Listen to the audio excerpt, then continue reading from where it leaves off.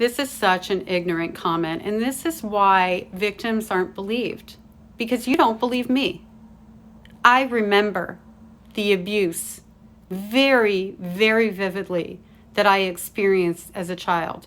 Do I remember everything in detail? Thankfully, no, and I hope I never do, because I don't even know how I would cope with that based on what I do remember and how it ripped me apart for years and put me on a path of self-destruction because I didn't know that I deserved to be loved. And then it put me on a path of reliving it over and over and over again until I finally, instead of unaliving myself, went to therapy and saved myself. No thanks to my abusers. Believe victims.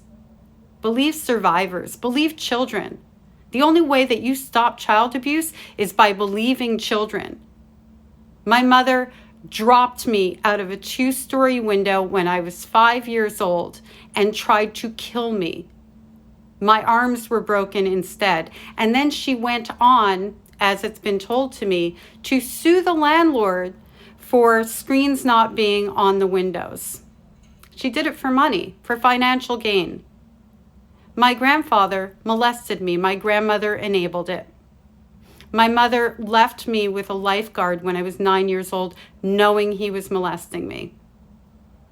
That isn't even close to the emotional violence that my mother perpetrated against me. Oh, maybe I misheard her calling me a tramp when I was 9 years old, and a user, and that I was never going to amount to anything, and that everybody thought I was sick in the head, and how she was going to send me away or send me to a psych ward. Maybe I imagined all that.